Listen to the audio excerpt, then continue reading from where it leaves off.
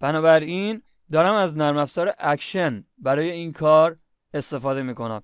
اکشن هم یک نرم افزار خیلی خوب هست برای فیلمبرداری از دسکتاپ، اما اگر کاستوم رو انتخاب کنین میتونین اون محدوده‌ای که میخواین ازش فیلم برداری بشه رو انتخاب کنین، چون عموما همین فول اسکرین استفاده میشه و از کل صفحه میخوایم فیلم برداری کنیم من هم همین فول اسکرین رو انتخاب میکنم. قسمت وبکم که به صورت پیش‌فرض خاموش هست برای اینه که همزمان و باقی کلیدها رو هم میتونین تنظیم کنین. مثلا استاپ که فعلا تنظیم نشده میتونم خب حالا ضبط آغاز شده و دیگه این قسمت مربوط به شماست.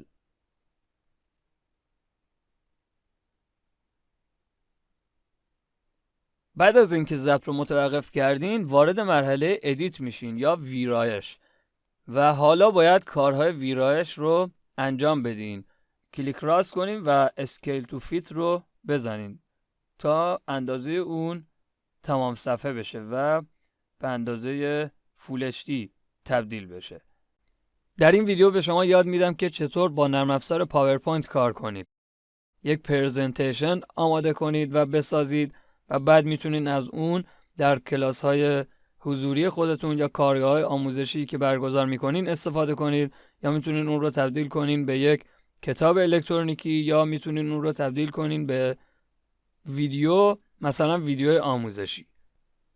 برای ساخت پرزنتیشن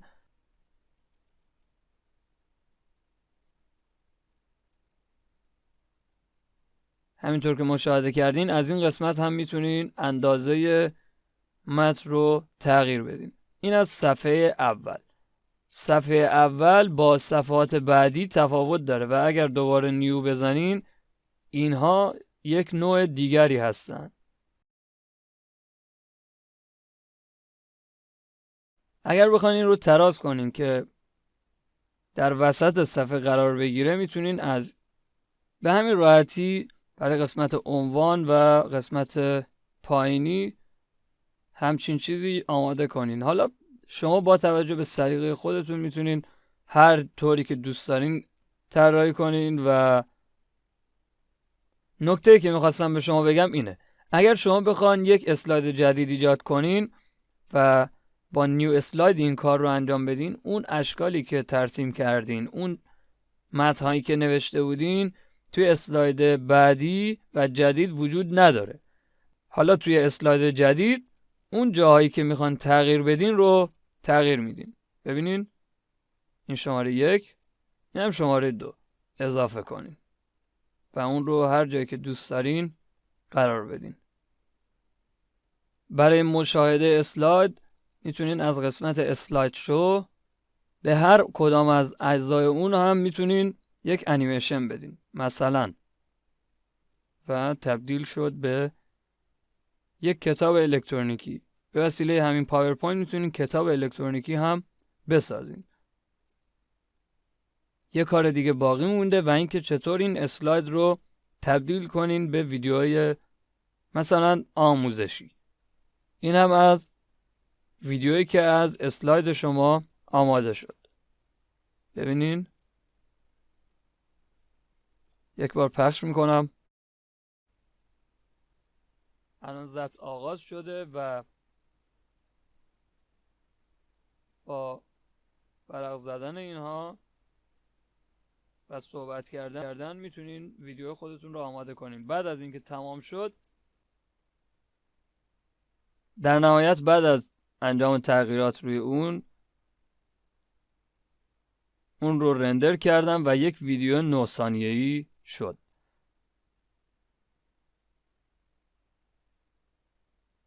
این ویدیو 9 ثانیه‌ای رو یه جا نگه داشتم توی هارد و هر ویدیویی که ارائه میکنم این رو ابتدای اون قرار میدم به این صورت. بعد از اینکه اون رو رندر کردم میبرم توی نرم افزار کمتژیا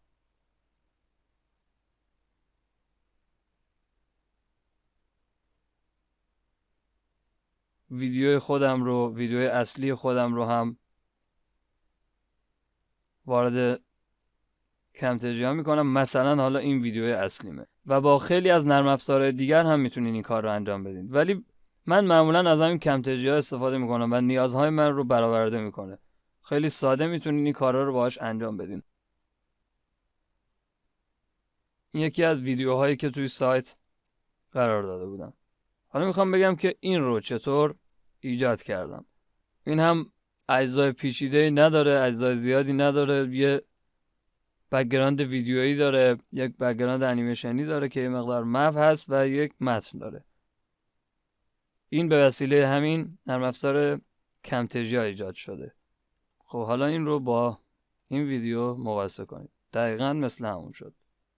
اینجا پخش میکنم تا مشاهده کنید. اون بک‌گراند انیمیشنی مپ، این هم متن. باز هم مثل قسمت اینترو این ظاهر میشه. برای قسمت انتهایی هم پس میتونین همین کار رو انجام بدین. به همین راحتی با همین امکانات پیش‌فرض کمترجمع هم حتی میتونید اینتروها و اوتروهای زیبایی رو ایجاد کنید.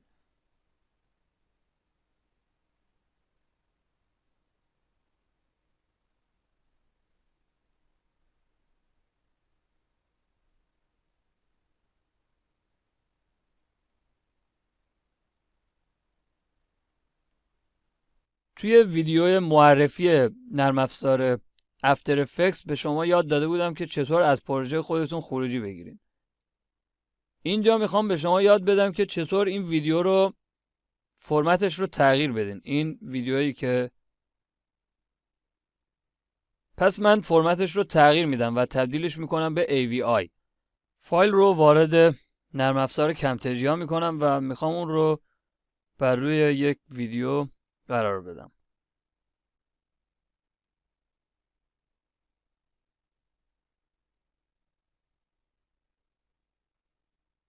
مثلا میخوام بر روی این ویدیو قرار بدم.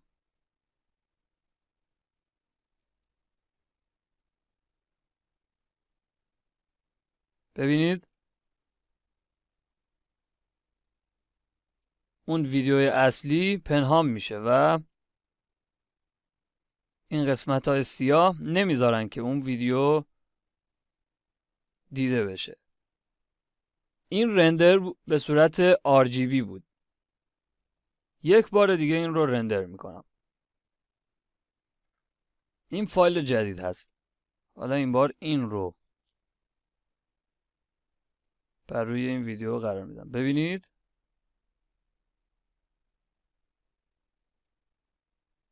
فایل قبلی رو هم قرار میدم تا متوجه تفاوت این دو بشید. اینجا به این شکل بود توی این ویدیو و در این ویدیو به این شکل است. یه نوع زیرنویس دیگر رو هم استفاده کردم برای ویدیوهای سایت خودم که این بود.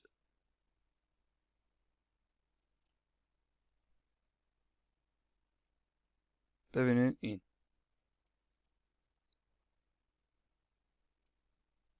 این زیرنویس.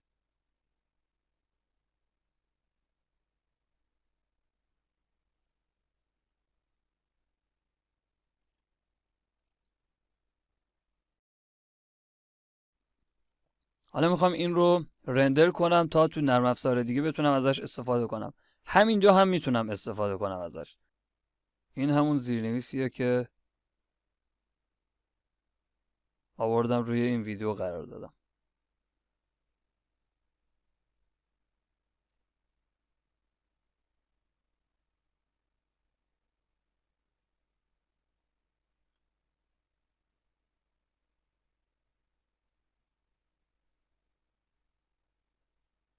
خب پس توی همین افتر افکتس هم میتونین این کار رو انجام بدین و اون زیرنویس انیمیشنی رو بر روی ویدیو مد نظر خودتون قرار بدین.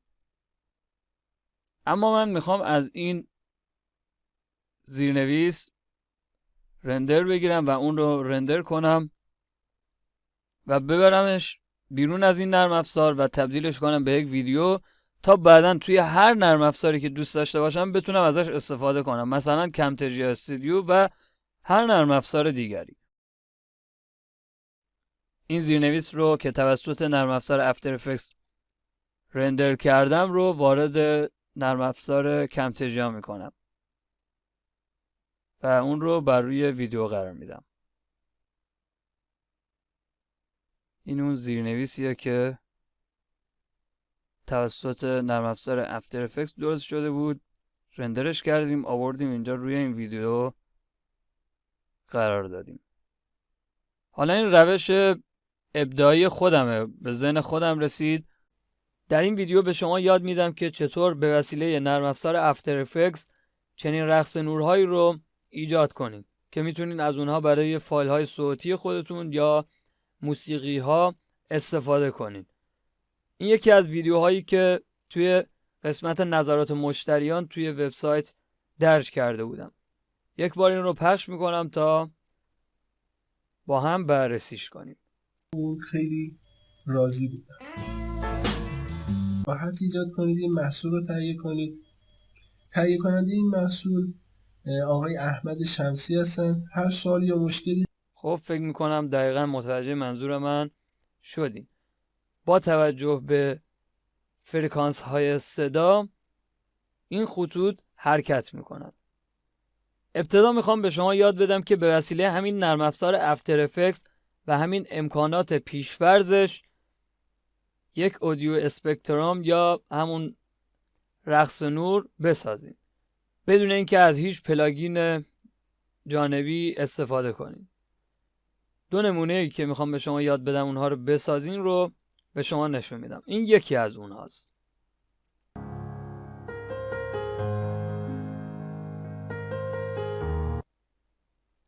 و این یک نوع دیگر هست که به صورت دایره‌ایه.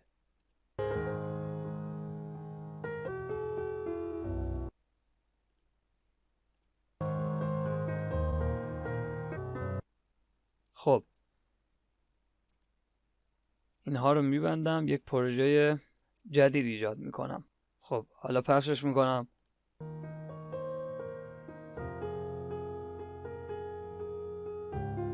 میبینید به همین سادگی ساخته شد. این نوع خطیش هست و نوع دایره‌ای اون رو هم میخوام الان به شما یاد بدم. حالا یه بار پخشش میکنم.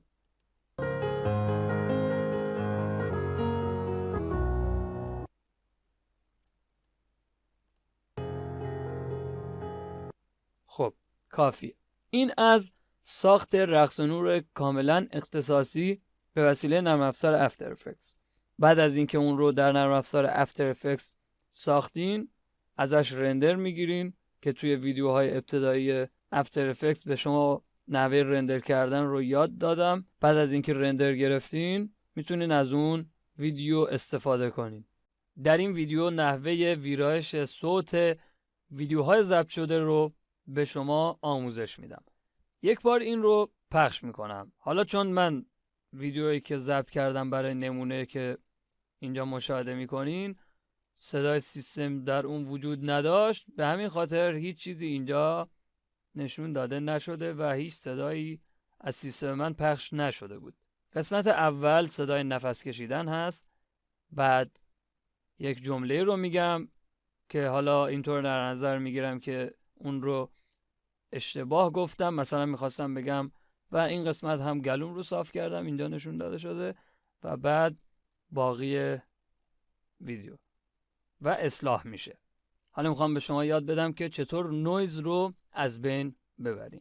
برای حذف نویز سفید، اگر صدایی که ضبط میکنین به هر دلیلی مشکل فقط چپ باند بودن یا راست باند بودن رو داره، یعنی فقط از باند چپ پخش میشه یا از باند راست، یه جاهایی هست که یه قسمت‌های شما آرومتر صحبت میکنید و یه قسمت‌های بلندتر. اگر میخواید همه صحبت شما در سراسر فایل شما به یک اندازه باشه و یه جا ضعیف نباشه و یه جا قوی نباشه، میتونین بیشتر برای موسیقی استفاده میشه. یعنی اگر میخواین و کارهای ویرایشتون رو روش انجام میدین و بعد دوباره توسط اون نرم افزارها صدا رو ذخیره میکنیم بعد از ویرایش. بعد از اینکه ذخیره کردین مثلا در نظر میگیریم که این همون فایلیه که بعد از ویرایش توی نرم افزارهای ویرایش صوت ذخیره شده. دوباره میان اون صوت رو وارد پروژه خودتون در کمتریا میکنیم. در این ویدیو نحوه استفاده از انیمیشن ها و افکت ها رو به شما آموزش میدم. اما بعد از اینکه این انیمیشن پخش شد تو همین حالت میمونه و دیگه بر نمیگرده به حالت اولیه.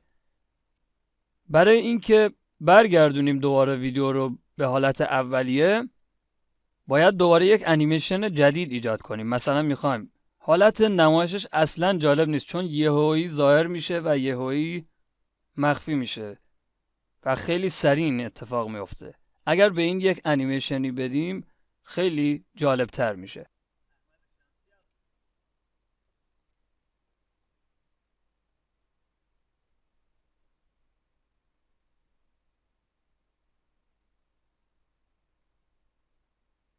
خیلی زیبا شد.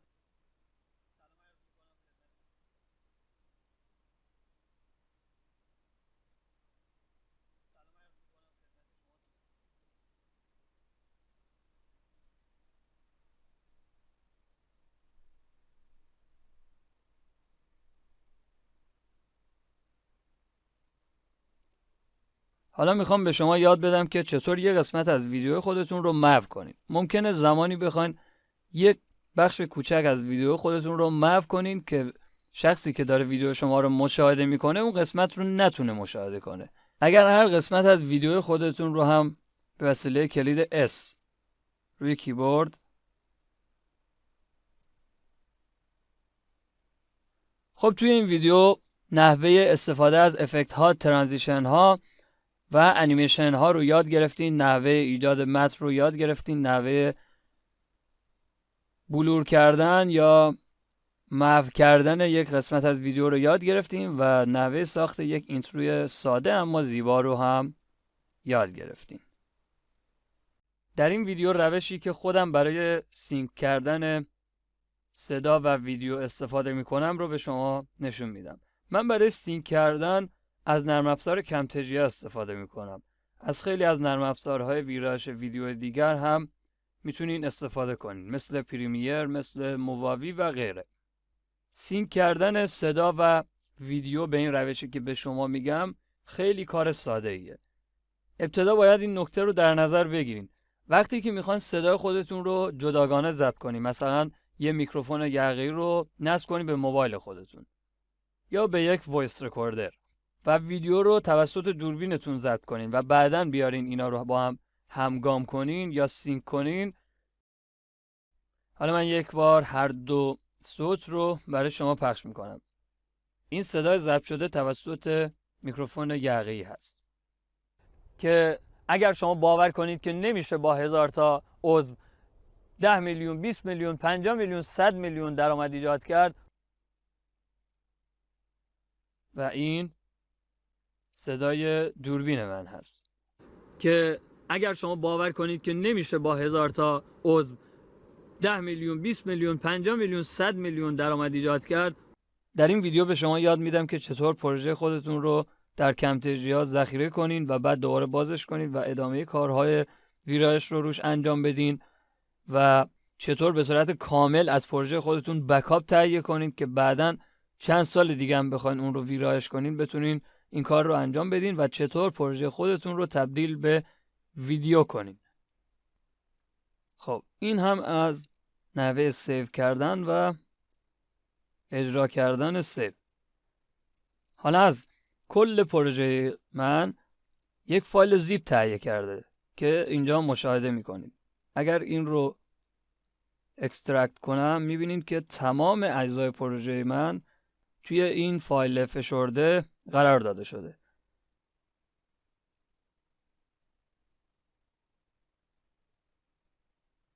در این ویدیو تکنیک کروماکی رو در 3 نرم افزار مختلف به شما آموزش میدم.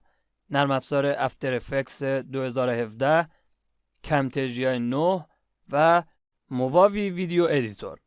کروماکی یعنی فرایند حذف یک رنگ از تصویر یا ویدیو.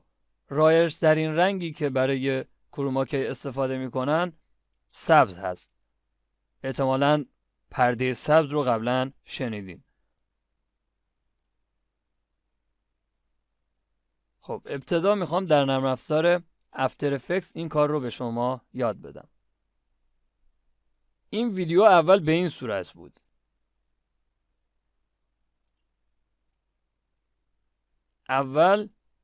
ابتدا به این صورت بود. این قسمت ها حذف شدن. این قسمت ها رو حذف کردم. این قسمت رو حذف کردم. این پرده‌ای که پشتم هست رو حذف کردم و بعد به جای اینها اون بک‌گراند انیمیشنی رو قرار دادم. ابتدا این ویدیو رو وارد نرم افزار افتر افکتس میکنم. قبل از اینکه این رنگ سبز رو حذف کنم، این پرده سبز رو حذف کنم، باید این قسمت های اضافی رو از بین ببرم و حذف کنم. حالا باید این قسمت های سبز رنگ رو حذف کنم که همون پرده سبزی هست که استفاده کرده بودم. از بین میره. ببینید یه مقدار اینجا باقی مونده. توی این قسمت یه مقدار باقی مونده و به طور کامل از بین نرفته. اون از بین میره.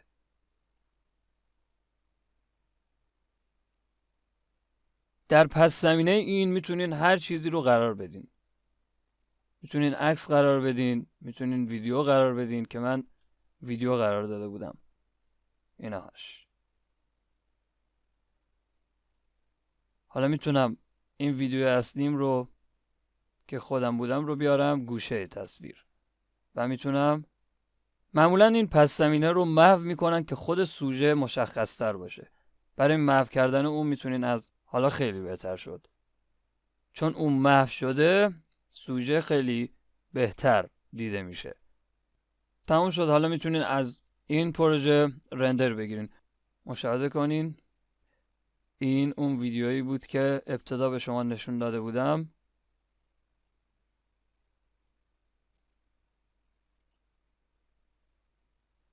و در نرم افزار افتر افکتس به شما یاد دادم که چطور مثل اون رو درست کنید. اولین کاری که اینجا هم میخوام انجام بدم اینه که این قسمت های اضافه رو، حالا قسمت های اضافی ویدیو حذف شد. کاری که باید الان انجام بدین حذف پرده سبز هست. اما هنوز یه مقدار از اون حذف نشده و یه جایی از اون باقی مونده. اون رو کوچکتر کنید. میتونین جاش رو تغییر بدین. حالا اگر بخواین این رو محو کنید، اینجا هم بک‌گراند رو محو کنین،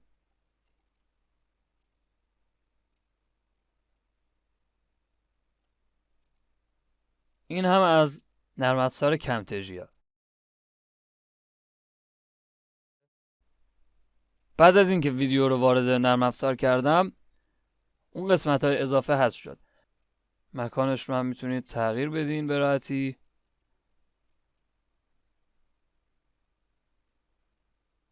اندازه اون رو هم میتونین تغییر بدین. میتونین در این نرم افزار هم بک‌گراند رو محو کنید یا پس زمینه محو شد.